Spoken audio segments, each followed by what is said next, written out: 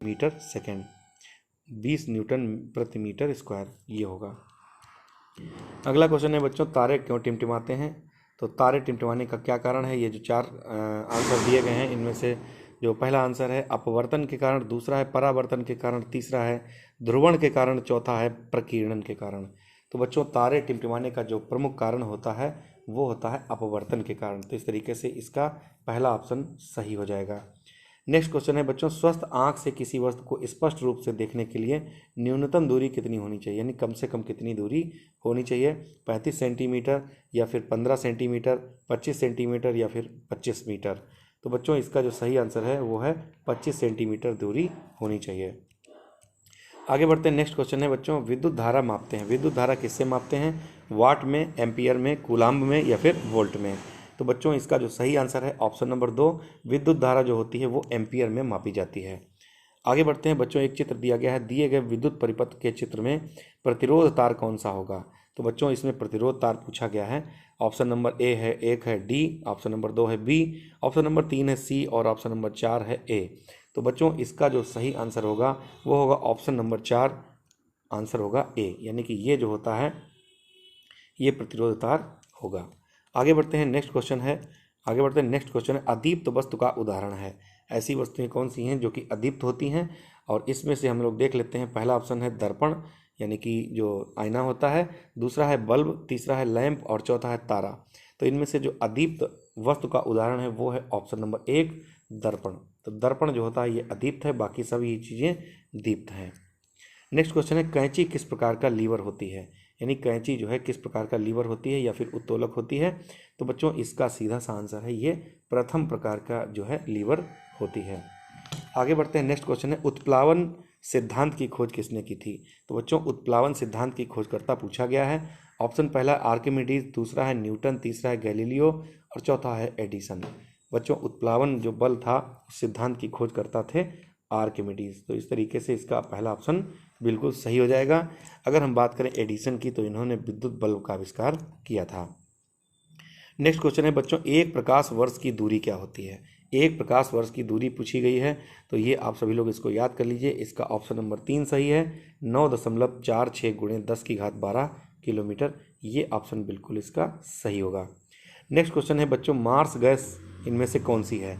ये कुछ सूत्र दिए गए हैं, इनमें से अगर आपको पता है कि मार्स गैस, पहली बात तो क्या होती है? तो मार्स गैस होती है मीथेन। मार्स गैस जो कहलाती है उसका नाम होता है मीथेन, और मीथेन का जो सूत्र होता है वो होता है ऑप्शन नंबर 2, यानी कि CH4 जो होता है ये होता है मीथेन का सूत्र। आगे बढ़ते हैं। नेक्स्ट क्वेश्चन है, LPG में गंध के लिए क्या मिलाया जाता है? बच्चों ये क्वेश्चन कई बार आ चुका है। LPG का पूरा नाम अगर हम कहें तो LPG का पूरा नाम होता है लिक्विफाइड पेट्रोलियम गैस, जो कि गैस सिलेंडर खाने वाली गैस में ये भरी हुई होती है। और बच्चों इसमें अगर बात करें तो 2 गैसें प्रमुखता रूप से होती हैं, ब्यूटेन तथा प्रोपेन। लेकिन अगर इसमें गंध की बात की जाए कि किस गैस के कारण, किसके कारण जो है दूर से गंध आ जाती है, तो उसको कहते हैं एथिल मर्केप्टन। ये इसका ऑप्शन बिल्कुल सही होगा, ऑप्शन नंबर 4। अगला क्वेश्चन है बच्चों, उपधातु क्या है? इनमें से कुछ धातुएं हैं, कुछ उपधातुएं हैं। पहला ऑप्शन है मरकरी, दूसरा एल्यूमिनियम, तीसरा है एंटीमनी और चौथा है मैग्नीशियम। तो बच्चों इसका जो सही आंसर हो जाएगा ऑप्शन नंबर 3, एंटीमनी जो होता है ये उपधातु होता है, जबकि मरकरी, एल्यूमिनियम और मैग्नीशियम ये सभी धातुओं की श्रेणी में आते हैं। अगला क्वेश्चन है बच्चों, सभी अम्लों में उपस्थित रहने वाला तत्व कौन है? सभी अम्लों में उपस्थित रहने वाला तत्व कौन सा है? ऑप्शन पहला है ऑक्सीजन, दूसरा ऑप्शन है हाइड्रोजन, तीसरा है नाइट्रोजन और चौथा ऑप्शन है बच्चों कैल्शियम। तो सभी अम्लों में जो उपस्थित रहने वाला तत्व होता है उसे कहते हैं हाइड्रोजन। तो इसका ऑप्शन नंबर 2 बिल्कुल सही होगा। नेक्स्ट क्वेश्चन है बच्चों, वाशिंग सोडा का जलीय विलयन क्या होता है? वाशिंग सोडा जो होता है उसका जलीय विलयन कैसा होता है? अम्लीय होता है या फिर क्षारीय, उदासीन होता है या फिर अम्लीय तथा क्षारीय दोनों होता है? तो बच्चों इसका जो सही आंसर होता है, जो वाशिंग सोडा होता है उसका जो जलीय विलयन होता है वो होता है क्षारीय। आगे बढ़ते हैं बच्चों। नेक्स्ट क्वेश्चन है, पीतल होता है, पीतल में क्या होता है, अर्थात पीतल कैसे बनता है, किसको किसको मिलाने से बनता है? तो सभी बच्चे याद रखेंगे, पीतल जो होता है वो तांबा और जस्ता को मिलाने से बनता है। तांबा और जस्ता को मिलाने से पीतल बनता है। नेक्स्ट क्वेश्चन है बच्चों, निम्नलिखित में से कौन सा पदार्थ नीले लिटमस को लाल में परिवर्तित कर देता है? नीले लिटमस को लाल में परिवर्तित कर देता है? कौन सा इसमें से ऑप्शन सही है? पहला ऑप्शन है साल्ट वाटर, दूसरा है लेमन जूस, तीसरा है सोडा वाटर और चौथा है सोडियम बाइकार्बोनेट सॉल्यूशन। तो बच्चों इसका जो सही आंसर होगा लेमन जूस, यानी कि नींबू का जो रस होता है वही नीले लिटमस को लाल कर देता है। आगे बढ़ते हैं, नेक्स्ट क्वेश्चन है चीनी का घोल किस प्रकार का मिश्रण है? तो बच्चों चीनी का जो घोल है वो किस प्रकार का मिश्रण है, आइए देख लेते हैं। पहला है सॉलिड और गैस, लिक्विड और गैस, और तीसरा ऑप्शन है सॉलिड प्लस लिक्विड और चौथा है solid plus liquid plus gas. तो बच्चों सभी बच्चे जानते हैं चीनी का जो घोल होता है ये सॉलिड और लिक्विड दो रूपों में होता है। तो इसको हम ऑप्शन नंबर 3 इसका बिल्कुल सही होगा। नेक्स्ट क्वेश्चन है कौन सा पदार्थ थर्मोप्लास्टिक नहीं है? बच्चों थर्मोप्लास्टिक पूछा गया है, कौन नहीं है? पीवीसी, मेथेमाइन, पॉलीथीन और फिर पॉलीस्टाइरीन। तो बच्चों इसका जो सही आंसर हो जाएगा वो का मेथेमाइन। मेथेमाइन ऑप्शन नंबर 3 एकदम सही होगा। आगे बढ़ते हैं बच्चों, नेक्स्ट क्वेश्चन है जल का हिमांक और क्वथनांक बिंदु क्रमशः क्या है? ये क्वेश्चन अभी हम लोग आपको डिस्कस कर चुके हैं। जल का जो हिमांक होता है वो 0 डिग्री सेंटीग्रेड होता है और क्वथनांक होता है 100 डिग्री सेंटीग्रेड। तो इस तरीके से इसका ऑप्शन जो सही होगा ऑप्शन नंबर 2 बिल्कुल सही होगा। नेक्स्ट क्वेश्चन है बच्चों 5 जून किस दिन के रूप में मनाया जाता है? बहुत ही इंपॉर्टेंट क्वेश्चन है, ये पर्यावरण से संबंधित है। तो 5 जून को मनाया जाता है विश्व पर्यावरण दिवस। ऑप्शन नंबर 2 इसका बिल्कुल सही होगा। बात करते हैं विश्व वन दिवस की, तो विश्व वन दिवस मनाया जाता है 21 मार्च को। आप सभी बच्चे याद रखेंगे 21 मार्च को विश्व वानिकी दिवस या फिर विश्व वन दिवस मनाया जाता है। जबकि विश्व पशु दिवस ये मनाया जाता है 4 अक्टूबर को, ये 4 अक्टूबर को मनाया जाता है। और विश्व जल दिवस ये मनाया जाता है 22 मार्च को। तो आप सभी इनको नोट कर लीजिएगा, इनको याद कर लीजिएगा। विश्व वन दिवस 21 मार्च और विश्व पशु दिवस ये 4 अक्टूबर को मनाया जाता है और विश्व जल दिवस ये 22 मार्च को मनाया जाता है। जबकि विश्व पर्यावरण दिवस जो है ये 5 जून को मनाया जाता है। नेक्स्ट क्वेश्चन है बच्चों मलेरिया परजीवी को नष्ट करने में कौन सी औषधि इस्तेमाल की जाती है, अर्थात कौन सी औषधि प्रयुक्त की जाती है? पहला ऑप्शन है क्लोरोक्विन, दूसरा है एस्पिरिन, तीसरा है मॉर्फिन और चौथा है पेनिसिलिन। तो बच्चों इसका जो सही आंसर हो जाएगा होगा क्लोरोक्विन। पहला ऑप्शन बिल्कुल सही है। क्लोरोक्विन जो होती है दवा ये मलेरिया परजीवी को नष्ट करने के लिए इस्तेमाल की जाती है। बच्चों पेनिसिलिन की बात करें तो पेनिसिलिन की खोजकर्ता कौन है? Alexander Fleming. नेक्स्ट क्वेश्चन है सबसे शुद्धतम जल कौन सा होता है? तो बच्चों सभी से जो शुद्धतम जल होता है सभी बच्चे इसको बिल्कुल ध्यान रखेंगे, समुद्र का या फिर वर्षा का, नदी का या फिर कुएं का। तो इसका जो सही आंसर होगा वो होगा वर्षा का जो जल होता है वो बिल्कुल शुद्ध होता है, सबसे शुद्ध होता है। नेक्स्ट क्वेश्चन बच्चों है निम्न में से कौन कार्बनिक यौगिक है? तो बच्चों निम्न में से कौन कार्बनिक यौगिक है ये क्वेश्चन पूछा गया है। तो इसमें पहला ऑप्शन है क्लोरोफार्म, दूसरा है जल, तीसरा है सोडियम क्लोराइड और चौथा है अमोनियम सल्फेट। तो इसका जो सही आंसर बच्चों होगा वो होगा क्लोरोफार्म। क्लोरोफार्म जो होता है ये कार्बनिक यौगिक है। नेक्स्ट क्वेश्चन है सिंकोना के किस भाग से मलेरिया की दवाई बनाई जाती है? तो बच्चों बीज से बनाई जाती है या फिर पत्तियों से, और ऑप्शन नंबर 3 है छाल से बनाई जाती है या फिर पुष्प से। तो सिंकोना जो होता है ये इससे छाल से मलेरिया की दवाई बनाई जाती है। नेक्स्ट क्वेश्चन है बच्चों मूल रोम में पाई जाती है, मूल रोम में क्या पाई जाती है? तना, पत्ती। मूल रोम पाई जाती है किसमें? तना में या फिर पत्ती में, कली में या फिर जड़ में। तो बच्चों इसका जो सही आंसर हो जाएगा कि मूल रोम पाई जाती है किसमें? तो इसका आंसर हो जाएगा जड़ में। तो ऑप्शन नंबर इसका 4 सही होगा। नेक्स्ट क्वेश्चन है किस विटामिन की कमी से रुधिर का थक्का बनना प्रभावित होता है? ऑप्शन पहला है विटामिन के, विटामिन ए, विटामिन डी या फिर विटामिन बी। तो इसका ऑप्शन सही हो जाएगा विटामिन के, ऑप्शन नंबर 1 इसका सही होगा। नेक्स्ट क्वेश्चन है बच्चों क्वाशरकोर रोग किस की कमी के कारण होता है? तो इसका ऑप्शन है वसा तथा प्रोटीन, दूसरा है कार्बोज तथा प्रोटीन, तीसरा है वसा और चौथा है प्रोटीन। तो बच्चों क्वाशरकोर जो रोग होता है ये प्रोटीन की कमी से हो जाता है। तो इसका ऑप्शन नंबर 4 बिल्कुल सही है। नेक्स्ट क्वेश्चन है बच्चों किस रुधिर वर्ग में प्रतिजन अनुपस्थित होता है?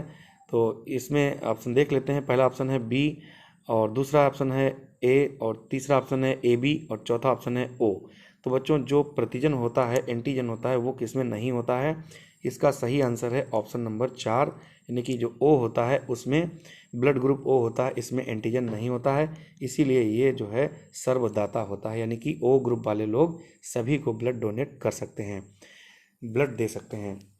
और तीसरे ऑप्शन की अगर हम बात करें, AB की बात करें, तो ये होता है सर्वग्राही, यानी कि ये जो AB जिनका ग्रुप होता है वो सभी से ब्लड ले सकते हैं। अगला प्रश्न है बच्चों, रोहू का संबंध किससे है? नीली क्रांति से, रजत क्रांति से, हरित क्रांति से या फिर श्वेत क्रांति से? तो बच्चों रोहू जो होती है एक मछली होती है और इसका संबंध है नीली क्रांति से, यानी कि मत्स्य उत्पादन जो है वो नीली क्रांति से संबंधित है। जबकि जो रजत क्रांति है ये अंडा उत्पादन से संबंधित है, श्वेत क्रांति ये दुग्ध उत्पादन से संबंधित है और हरित क्रांति सभी खाद्यान्नों से संबंधित है। अगला प्रश्न है, संकटग्रस्त जाति कौन सी है? तो इन 4 ऑप्शंस में से कौन सा सही होगा? हिरन, खरगोश, ऊंट या फिर भेड़? तो संकटग्रस्त जो जाति है वो है हिरन, तो बच्चों इसका पहला ऑप्शन सही होगा। अगला क्वेश्चन है, कीट भक्षी पौधा इनमें से कौन है? तो बच्चों कीट भक्षी पौधा जो है इनमें से कौन सा है? आप लोग देखेंगे, पहला ऑप्शन है अमरबेल, दूसरा है बांदा, तीसरा है यूट्रिकुलेरिया और चौथा है लाजवंती। तो बच्चों इसका जो सही आंसर है, इसका जो सही आंसर होगा उसका नाम है यूट्रिकुलेरिया, ऑप्शन नंबर 3 सही होगा। अगर लाजवंती की बात करें तो बच्चों इसी का नाम होता है छुई मुई का पौधा। और बच्चों अमरबेल की अगर बात करें तो ये एक लता होती है। नेक्स्ट क्वेश्चन है, अग्नाशय के द्वारा कौन सा हार्मोन उत्पन्न किया जाता है? बच्चों अग्नाशय ग्रंथि जो शरीर में होती है उसके द्वारा एक हार्मोन उत्पन्न किया जाता है और उसका नाम होता है इंसुलिन। तो ये क्वेश्चन बच्चों बहुत ही इंपॉर्टेंट है, इसका पहला आंसर सही है। अगला क्वेश्चन है, किस विटामिन की कमी से बेरी-बेरी और पेलग्रा रोग हो जाता है? तो बच्चों बेरी-बेरी और पेलग्रा रोग किस विटामिन की कमी से हो जाते हैं? पहला ऑप्शन है विटामिन ए, दूसरा है विटामिन बी, तीसरा है विटामिन सी और चौथा है विटामिन डी। तो बच्चों इसका जो सही आंसर हो जाएगा वो होगा विटामिन बी। बच्चों विटामिन बी की कमी से बेरी-बेरी रोग और पेलग्रा रोग हो जाते हैं। अगर बच्चों बात करें विटामिन ए की, तो विटामिन ए का नाम होता है रेटिनॉल, इसका रासायनिक नाम होता है रेटिनॉल और ए की कमी से जो रोग हो जाता है उसका नाम होता है रतौंधी। और सबसे ज़्यादा विटामिन ए पाया जाता है गाजर में। विटामिन सी की बात करें तो इसका रासायनिक नाम होता है स्कॉर्बिक एसिड और ये सबसे ज़्यादा आंवला में पाया जाता है और इसकी कमी से स्कर्वी नामक रोग हो जाता है। जबकि विटामिन डी का जो रासायनिक नाम है उसका नाम है कैल्सीफेरॉल और इसकी कमी से जो रोग हो जाता है उसे कहते हैं रिकेट्स या फिर सूखा रोग कहते हैं और इसे सुखंडी भी कहते हैं। ये विटामिन जो होता है सूर्य की रोशनी से प्राप्त होता है। अगर बच्चों पूछा जाए विटामिन के खोजकर्ता कौन है, तो उनका नाम है फुंक महोदय ने विटामिन की खोज की थी। अगला क्वेश्चन है बच्चों, निम्नलिखित में से किसके कारण चिकनगुनिया, डेंगू और स्वाइन फ्लू नामक रोग हो जाते हैं? चिकनगुनिया, डेंगू और स्वाइन फ्लू नामक ये किसके कारण हो जाते हैं? तो बच्चों ये हो जाते हैं वायरस के कारण, अर्थात विषाणु के द्वारा। तो इसका ऑप्शन सही हो जाएगा ऑप्शन नंबर 2। अगला क्वेश्चन बच्चों इस तरीके से विज्ञान के प्रश्न जो है कवर हो चुके हैं। अब हम आते हैं सामाजिक अध्ययन के टॉप 35 क्वेश्चंस जो कि परीक्षा की दृष्टि से महत्वपूर्ण हैं। आइए देखते हैं पहला क्वेश्चन क्या है। विश्व के सक्रिय ज्वालामुखी का उदाहरण है। बच्चों सक्रिय ज्वालामुखी का उदाहरण पूछा गया है। मुख्य रूप से ज्वालामुखी देखा जाए तो 3 प्रकार के होते हैं, सक्रिय ज्वालामुखी, सुषुप्त ज्वालामुखी और जो है ये इंपॉर्टेंट क्वेश्चन है एटना ज्वालामुखी जो कि इटली में स्थित है। ये जो सक्रिय ज्वालामुखी है इसी के पहला ऑप्शन बिल्कुल सही है इसका आंसर। दूसरी बात करते हैं फुजियामा की, तो ये जापान में है, लेकिन ये जो है ये जापान में जो फुजियामा है ये सक्रिय नहीं है बल्कि ये सुषुप्त ज्वालामुखी का उदाहरण है। अगर हम बात करें मोना लोआ की, तो बच्चों ये हवाई द्वीप में है और ये भी एक सक्रिय ज्वालामुखी है, लेकिन बच्चों पहला ऑप्शन चूँकि एटना आ गया है इसीलिए पहला ऑप्शन इसका सही माना जाएगा। और विसुवियस की अगर हम बात करें तो ये बच्चों जो है ये सुषुप्त ज्वालामुखी है और ये इटली में है। अगर हम बात करें कि भूमध्य सागर का प्रकाश स्तंभ किसे कहा जाता है, तो उसका आंसर होता है स्ट्राम्बोली। स्ट्राम्बोली जो ज्वालामुखी है ये दुनिया का सबसे सक्रिय ज्वालामुखी है जो कि इटली में स्थित है, स्ट्राम्बोली।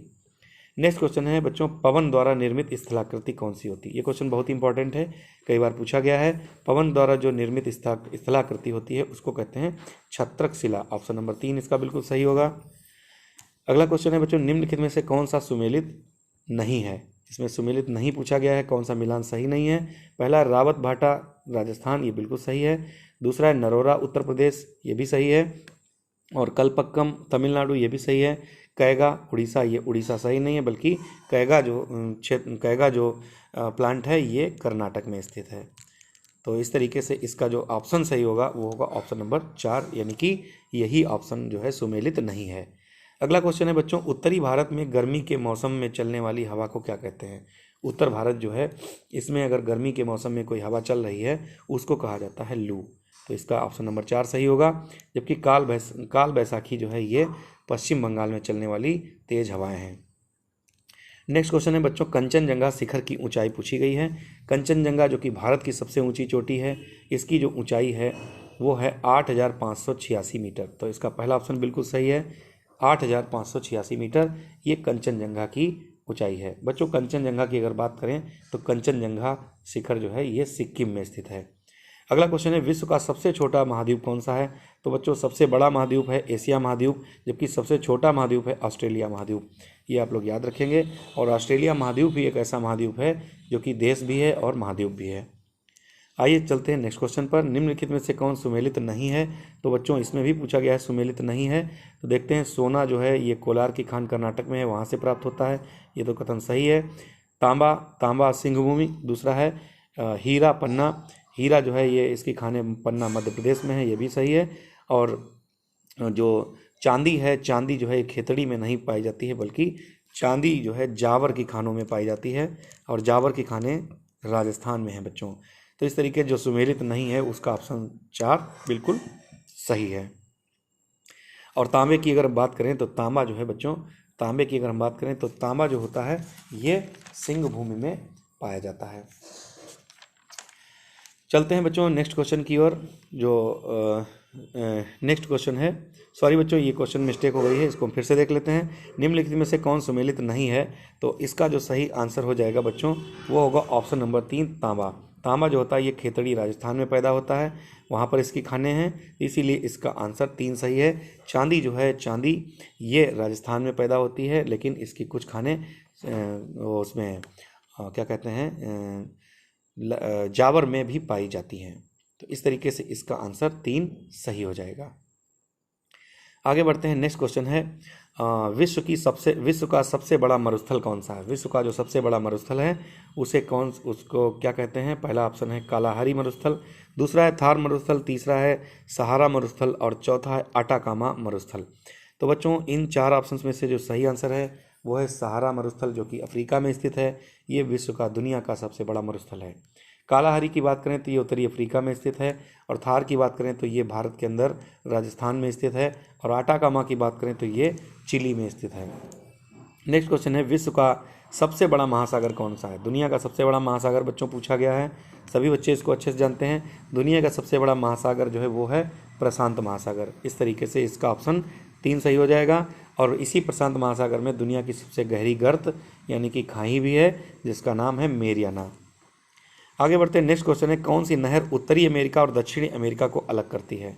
कौन सी नहर उत्तरी अमेरिका और दक्षिणी अमेरिका को अलग करती है? उसका नाम है बच्चों पनामा नहर। आप लोग याद रखिएगा, पनामा नहर जो है ये उत्तरी अमेरिका को दक्षिणी अमेरिका से अलग करती है। नेक्स्ट क्वेश्चन है बच्चों, पहली बार भारत में तोपों का प्रयोग किस शासक ने किया था? तो तोपों का प्रयोग करने वाला जो शासक था वो था मुगल शासक बाबर। तो इसका ऑप्शन नंबर 2 बिल्कुल सही होगा। अगला क्वेश्चन है बच्चों, किस मुगल शासक के दरबार में संगीत प्रतिबंधित था? संगीत को प्रतिबंध लगा दिया था, ऐसा कौन सा मुगल शासक था? तो इसका बच्चों सही आंसर हो जाएगा औरंगजेब। ऑप्शन नंबर 3 इसका बिल्कुल सही होगा। आगे बढ़ते हैं, नेक्स्ट क्वेश्चन है, सर टॉमस रो किसके राज दरबार में आया था? एक अंग्रेज था सर टॉमस रो, ये आया था जहांगीर के दरबार में बच्चों, और इससे पहले आया था कैप्टन हॉकिंस। नेक्स्ट क्वेश्चन है बच्चों, सिविल सेवाएं किस सन में भारतीयों के लिए प्रारंभ की गई थी? सिविल सेवाएं परीक्षाएं जो होती हैं ये प्रारंभ की गई थी बच्चों, ये 1854 में प्रारंभ की गई थी, और इसीलिए इसका पहला ऑप्शन बिल्कुल सही है। आइए अगले क्वेश्चन की ओर चलते हैं। अगला क्वेश्चन है, रामकृष्ण मिशन की स्थापना किसने की? बहुत ही इंपॉर्टेंट क्वेश्चन है। तो रामकृष्ण मिशन के संस्थापक थे, उनका नाम है स्वामी विवेकानंद। तो इसका ऑप्शन नंबर 2 बिल्कुल सही होगा। बच्चों अगर हम बात करें दयानंद सरस्वती की, तो दयानंद सरस्वती जी ने जो है दयानंद सरस्वती जी ने आर्य समाज की स्थापना की थी, जबकि राजा राम मोहन राय ने इन्होंने ब्रह्म समाज की स्थापना की थी। चलते हैं नेक्स्ट क्वेश्चन की ओर। लोकसभा और राज्यसभा की संयुक्त बैठक की अध्यक्षता कौन करता है? बच्चों ये पॉलिटी से संबंधित क्वेश्चन है। लोकसभा और राज्यसभा में संयुक्त बैठक की जो अध्यक्षता करता है वो करता है लोकसभा का अध्यक्ष। इसी को बच्चों स्पीकर भी कहा जाता है। लोकसभा की अगर बात करें तो ये लोकसभा जो होता है ये निम्न सदन होता है, और जबकि राज्यसभा है ये है उच्च सदन होता है, यानी कि अस्थाई होता है। सॉरी बच्चों, ये जो होता है राज्यसभा ये स्थायी होता है, परमानेंट, कभी भी भंग नहीं हो सकता है। और ये जो लोकसभा है ये भंग भी हो सकता है समय से पहले, इसीलिए ये जो है अस्थायी है और ये स्थायी है। इस तरीके से अगर बात करें संयुक्त बैठक की अध्यक्षता तो करता है लोकसभा का अध्यक्ष, लेकिन संयुक्त बैठक बुलाता कौन है? तो उसका आंसर हो जाएगा राष्ट्रपति। राष्ट्रपति ही संयुक्त बैठक की जो बैठक होती है उसको बुलाता है। आगे बढ़ते हैं बच्चों। नेक्स्ट क्वेश्चन है, हम्पी किसकी राजधानी थी? तो बच्चों हम्पी जो राजधानी थी ये विजयनगर राज्य की राजधानी थी, कर्नाटक। ये हम्पी विजयनगर राज्य की राजधानी थी, तो इसका ऑप्शन नंबर 2 बिल्कुल सही होगा। अगला क्वेश्चन है बच्चों, सिंधु घाटी सभ्यता का सबसे महत्वपूर्ण बंदरगाह कौन सा था? तो बच्चों इसमें देख लेते हैं। पहला ऑप्शन है लोथल, दूसरा है धौलावीरा, तीसरा है रंगपुरा और चौथा है रोजदी। तो इसका सही आंसर हो जाएगा ऑप्शन नंबर 1 लोथल जो था बच्चों ये सिंधु घाटी सभ्यता का सबसे महत्वपूर्ण बंदरगाह था। चलते हैं अगला क्वेश्चन है, गुप्त संवत का प्रवर्तक निम्नलिखित में से कौन सा राजा था? तो बच्चों गुप्त संवत का जो प्रवर्तक था ऑप्शन देख लेते हैं। पहला है श्रीगुप्त, दूसरा है घटोत्कच और तीसरा है चंद्रगुप्त प्रथम, तीसरा है समुद्रगुप्त। तो बच्चों गुप्त संवत चलाने वाला जो व्यक्ति था उसका नाम था चंद्रगुप्त प्रथम। इस तरीके से इसका ऑप्शन पहला सही हो जाएगा। बच्चों अगर गुप्त काल की बात करें तो जो गुप्त वंश था उसके संस्थापक अगर पूछा जाता है तो उसका आंसर हो जाएगा श्रीगुप्त। आगे बढ़ते हैं बच्चों। नेक्स्ट क्वेश्चन है, पानीपत का पहला युद्ध कब लड़ा गया? बहुत इंपॉर्टेंट क्वेश्चन बार बार पूछा जा रहा है। पानीपत का पहला युद्ध ये कब लड़ा गया था? तो ये लड़ा गया था 1526 ईस्वी में बाबर और इब्राहिम लोदी के बीच, और इसी युद्ध में बच्चों बाबर ने इब्राहिम लोदी को हराकर मुगल वंश की स्थापना कर दी थी। तो इस तरीके से ऑप्शन 2 इसका सही हो जाएगा। अगला क्वेश्चन है बच्चों, नोबेल पुरस्कार प्राप्त करने वाले प्रथम भारतीय वैज्ञानिक कौन थे? बच्चों इसमें क्वेश्चन बहुत ही अच्छा क्वेश्चन पूछा गया है। नोबेल प्राइज प्राप्त करने वाले प्रथम भारतीय वैज्ञानिक कौन थे? बच्चों वैज्ञानिक पूछ दिया गया है, इसीलिए यहाँ पर थोड़ा सा ध्यान देने की जरूरत है। प्रथम वैज्ञानिक की अगर बात करें तो थे सीवी रमन। इन्होंने रमन प्रभाव के लिए बच्चों 1930 में इन्होंने नोबेल पुरस्कार प्राप्त किया था। लेकिन बच्चों अगर पूछा जाए कि नोबेल पुरस्कार प्राप्त करने वाले प्रथम भारतीय कौन थे या फिर प्रथम भारतीय व्यक्ति कौन थे, तब आपका आंसर हो जाएगा रविंद्रनाथ टैगोर। बच्चों रविंद्रनाथ टैगोर ही वो पहले ऐसे व्यक्ति थे जिन्होंने 1913 में गीतांजलि के लिए नोबेल पुरस्कार जीता था। और उसके बाद दूसरे नंबर पर आते हैं सीवी रमन। इन्होंने 1930 में रमन प्रभाव विज्ञान के लिए पुरस्कार जीता था। लेकिन बच्चों यहाँ पर जो क्वेश्चन पूछा गया है प्रथम भारतीय वैज्ञानिक कौन थे, तो आपका आंसर है सीवी रमन। नेक्स्ट क्वेश्चन है बच्चों, भारत में हरित क्रांति के जनक कौन है? हरित क्रांति के जनक पूछा गया है तो बच्चों पहला ऑप्शन है नागार्जुन, दूसरा है एम एस स्वामीनाथन, तीसरा एपीजे अब्दुल कलाम और चौथा है रामानुजन। तो बच्चों इसका जो सही आंसर होगा, हरित क्रांति के जो जनक थे वो थे एम एस स्वामीनाथन। तो इस तरीके से ऑप्शन नंबर 2 इसका बिल्कुल सही हो जाएगा। और हरित क्रांति की अगर बात करें तो हरित क्रांति खाद्यान्न उत्पादन से संबंधित है। बच्चों एपीजे अब्दुल कलाम साहब की अगर बात करें तो एपीजे अब्दुल कलाम साहब का आज जन्मदिन है, और आज जो है 15 अक्टूबर है, और आज ही के दिन एपीजे अब्दुल कलाम साहब का जन्मदिवस मनाया जाता है। बच्चों एपीजे अब्दुल कलाम साहब का पूरा नाम अगर देखें तो अब्दुल पाकिर जैनुलब्दीन अब्दुल कलाम, ये इनका पूरा नाम था, अब्दुल पाकिर जैनुलब्दीन अब्दुल कलाम। नेक्स्ट क्वेश्चन है, इनको मिसाइल मैन के नाम से भी जाना जाता है। नेक्स्ट क्वेश्चन है बच्चों, भारत के लौह पुरुष कौन कहलाते हैं? तो भारत के जो लौह पुरुष कहलाते हैं उनका नाम है सरदार वल्लभ भाई पटेल। इनको लौह पुरुष के नाम से जाना जाता है। बच्चों बारदोली सत्याग्रह में बारदोली की महिलाओं के द्वारा इनको सरदार की उपाधि दी गई थी, इसीलिए इनका नाम सरदार पटेल है, और जबकि पूरा नाम इनका है सरदार वल्लभ भाई पटेल। आगे बढ़ते हैं। नेक्स्ट क्वेश्चन है, निम्नलिखित कथनों पर विचार कीजिए। देखते हैं। पहला ऑप्शन है बच्चों इसमें से करो या मरो, अर्थात ये जो है नारे कुछ दिए गए हैं, किसने किसने कथन कहा है। तो पहला ऑप्शन है करो या मरो, महात्मा गांधी, बिल्कुल सही है। भारत छोड़ो आंदोलन में इन्होंने ये नारा दिया था करो या मरो। आराम हराम है, ये पंडित जवाहरलाल नेहरू जी ने कहा था, ये भी बिल्कुल सही है। तो इस 4 ऑप्शंस में से देख लेते कौन सा सही है। ए सही है परंतु बी गलत है, नहीं, ए तथा बी दोनों सही है। यही ऑप्शन बिल्कुल बच्चों सही है, ए तथा बी दोनों सही हैं। आगे बढ़ते हैं। अगला क्वेश्चन है, कौन सा देश सार्क का सदस्य नहीं है? बच्चों बहुत ही इंपॉर्टेंट क्वेश्चन है। सार्क की अगर बात करें तो दक्षिण एशिया के जो संगठन देश हैं उनका ये नाम है, तो सार्क इसको दक्षेस भी कहते हैं। और अगर हम बात करें इनमें देशों की तो कुल मिलाकर इसमें जो सदस्य देश हैं, पहले ये 7 स्थापना के समय थे, लेकिन बाद में ये जो है स्थापना के बाद में ये जो सदस्य संख्या हो गई थी वो हो गई थी 8। तो इस तरीके से अगर देखा जाए तो इसके सदस्यों की संख्या 8 है। सार्क की अगर बात करें तो इसमें जो देश नहीं है शामिल वो है जापान। तो इस तरीके से ऑप्शन 3 इसका सही हो जाएगा। बाकी इसमें 8 देश हैं। अफगानिस्तान ऐसा देश है जो कि 8वां देश है शामिल होने वाला, अंतिम बार ये शामिल हुआ था। सार्क की अगर स्थापना की बात करें तो सार्क की स्थापना हुई थी 1985 ईस्वी में। बच्चों इसके मुख्यालय की बात करें तो ये नेपाल की राजधानी काठमांडू में इसका मुख्यालय स्थित है। अगला क्वेश्चन है बच्चों, मानवाधिकार दिवस कब मनाया जाता है? तो बहुत ही इंपॉर्टेंट क्वेश्चन है। मानवाधिकार दिवस ये मनाया जाता है 10 दिसंबर को। ऑप्शन 4 इसका बिल्कुल सही हो जाएगा। आगे बढ़ते हैं। नेक्स्ट क्वेश्चन है, अमेलित को छांटिए, यानी कि जो मिलान जो सही नहीं है उसको हमें छांटना है। तो बच्चों इसमें एक है FAO और दूसरा है यूनेस्को, तीसरा है WHO, तीसरा चौथा है सार्क। तो बच्चों इसका चौथा ऑप्शन सही है। सार्क जो है ये दक्षिण एशिया के देशों का संगठन है, जबकि ये अंतर्राष्ट्रीय संस्थाएं हैं, FAO और यूनेस्को और WHO। बच्चों अगर हम बात करें यूनेस्को की, तो यूनेस्को की जो स्थापना हुई थी ये हुई थी 1946 में, और उसके बाद में इसका अगर स्थापना की बात करें तो यूनेस्को का मुख्यालय है पेरिस में। लेकिन जबकि WHO इसकी स्थापना बच्चों हुई थी 1948 में और इसका मुख्यालय है जिनेवा, स्विट्जरलैंड में। आगे बढ़ते हैं बच्चों। नेक्स्ट क्वेश्चन है, अंतर्राष्ट्रीय न्यायालय कहाँ स्थित है? अंतर्राष्ट्रीय न्यायालय बच्चों इंटरनेशनल, जैसे कि एक देश का दूसरे देश से कोई विवाद है तो ये विवाद, ये झगड़ा इनका इस न्यायालय में सुलझाया जाता है। इसका पहला ऑप्शन है पेरिस, दूसरा है लंदन, तीसरा है वाशिंगटन और चौथा है हेग। तो बच्चों इसका जो सही आंसर है वो है हेग। हेग जो है नीदरलैंड में स्थित है। और बच्चों अंतर्राष्ट्रीय न्यायालय की अगर बात करें तो इसमें 15 न्यायाधीश होते हैं और प्रत्येक न्यायाधीश का जो कार्यकाल होता है वो 9 वर्ष का होता है। तो इस तरीके से बहुत ही इंपॉर्टेंट क्वेश्चन है ये, तो आप लोग इसको देख लीजिए। नेक्स्ट क्वेश्चन है, संयुक्त राष्ट्र संघ की स्थापना कब हुई? बच्चों 24 अक्टूबर 1945 को संयुक्त राष्ट्र संघ की स्थापना हुई थी, इसीलिए संयुक्त राष्ट्र संघ दिवस भी मनाया जाता है 24 अक्टूबर को। तो इस तरीके से इसका ऑप्शन 4 सही होगा। 1945 में इसकी स्थापना हुई थी। और इसके मुख्यालय की बात करें तो इसका मुख्यालय जो है वो न्यूयॉर्क में स्थित है। नेक्स्ट क्वेश्चन है, बच्चों भारत के पश्चिम में कौन सा पड़ोसी देश है? भारत के पश्चिम में कौन सा यहाँ पर देश है? तो बच्चों देखते हैं, चीन, पाकिस्तान, म्यांमार और श्रीलंका।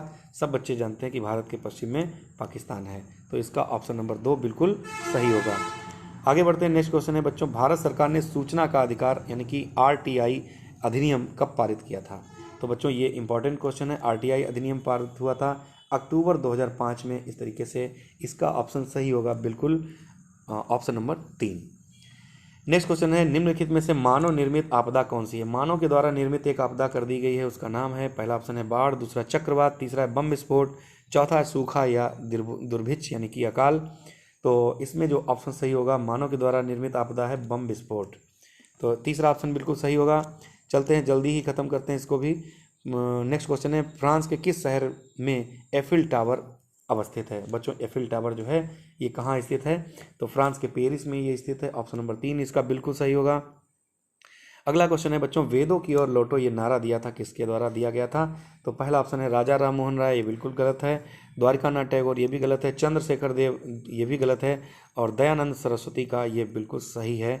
तो दयानंद सरस्वती का कहना था कि वेदों की ओर लौटो, यही इनका नारा था। और आज का बच्चों अंतिम क्वेश्चन है कि मध्य प्रदेश में चंबल नदी पर कौन सा बांध निर्मित है? तो बच्चों मध्य प्रदेश में चंबल नदी पर जो बांध स्थित है उसका नाम है गांधी सागर। तो इस तरीके से इसका ऑप्शन नंबर 2 बिल्कुल सही होगा। बच्चों नागार्जुन सागर की अगर हम बात करें तो ये आंध्र प्रदेश में स्थित है और ये कृष्णा नदी पर स्थित है। जबकि हीराकुंड बांध की बात करें तो ये भारत का सबसे लंबा बांध है और ये बिहार में स्थित है, महानदी पर स्थित है। तो बच्चों आज का वीडियो कैसा लगा प्लीज़ कमेंट बॉक्स में ज़रूर बताइएगा। और हमारे चैनल को अगर आपने सब्सक्राइब नहीं किया तो चैनल सब्सक्राइब कीजिएगा, अपने दोस्तों को, अपने साथियों को इसको शेयर कीजिएगा। और जल्द ही आपके लिए हम छठा वीडियो लेकर के उपस्थित होंगे। तब तक के लिए मिलते हैं। नमस्कार।